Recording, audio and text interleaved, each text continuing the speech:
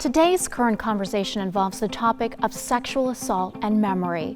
So often when a politician, celebrity, or member of the clergy is accused of sexual assault that occurred years or decades ago, the accuser's motive is brought into question as people wonder why he or she is just coming forward now, or why didn't they remember those incidents before. So today, we are going to take a closer look at why many survivors can't recall certain details of a sexual assault. With us now is Dr. Denise Bissler, a criminology professor at Randolph-Macon College, to offer us some insight. Thank you for coming in today. Thank you. It's an important topic. We do hear about this happening, people coming forward so many years after the fact in some cases. Why does that happen? Yeah, it is a very important question because so many don't come forward right away. It may not be for memory issues. It might be because of the responses. They're afraid they're not going to be believed, or they're afraid the system won't treat them well. But sometimes it is because they can't quite remember exactly what happened in a way that makes sense to them, and they're afraid it's not going to make sense to other people. And that is often due to what is called, the prevailing wisdom is that it's the neurobiology of trauma. The basics of that is your survival brain takes over and releases chemicals that make it difficult for you to remember details. That's your more sophisticated brain is sort of impaired in that moment, and it makes it difficult to remember the who, what, where, when, why. What are some of the techniques that investigators can help survivors that can help them trigger some of those memories? So right now the common approach is to allow them to have 2 sleep cycles so that they can consolidate those memory fragments. Sometimes they get tunnel vision during the sense of trauma. They're under a threat. The body is under a threat, so the brain is protecting itself from that. And they focus on one thing. Perhaps they can count the ceiling tiles. Sometimes people hear a song in the background and they focus on that. And if you allow them 2 sleep cycles, you allow them to widen that tunnel vision.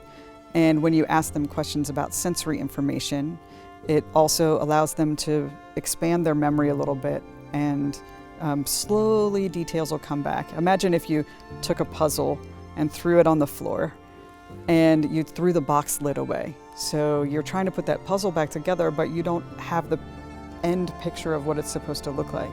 It would be really difficult, but it's not impossible. You just need to take a lot of time and care and ask about those sensory.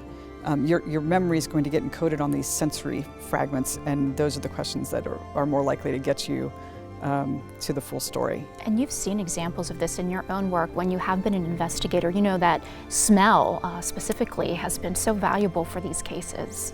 Yeah, you've probably experienced the sensation of smell and memory coinciding yourself. Like you've smelled fresh cut grass and it brings you back to your childhood, a decoration that reminds you of your grandmother's house.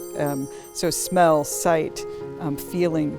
I once interviewed a person who had reported sexual assault, and I was trying to get at the details, and she was struggling, and I said, can you just tell me what you felt? Do you remember feeling? And she shivered in front of me. And she said, I just remember being so cold. It turns out she was on the floor naked. Another one said that I asked her what she smelled, and she remembered a vanilla candle burning in the background. And so again, that sense of smell especially triggers memories. And so it's often, those are the questions that are going to get you to allow the survivor to open up their memory to see more of the picture or more of the puzzle. And in these cases, a lot of times the court of public opinion, people that when they do come forward, especially if it's years later, so many people maybe don't believe them, but it's important for there to be some validation for not only their healing, but for criminal cases to be investigated. Yes, I think it's imperative that we believe any victim of a crime until there's a reason not to, right? We don't start any other criminal investigation typically believing that the person who's making the report is lying, at least not in the public opinion. We start by believing that person until there's a reason to say, well, this is suspicious, maybe they have an ulterior motive. In these cases, false reports are extremely rare. They are no more common than in any other crime. In fact, some crimes where there actually is something to gain, the false reports are higher. There's an entire campaign called Start by Believing. I think as a culture, we stand a lot to gain by starting there, and a lot to lose by not starting with belief. Such an important conversation. Thank you so much for bringing it to us today. For more information, and if you are a survivor of a sexual assault, visit RAINN.org or call 1-800-656-HOPE.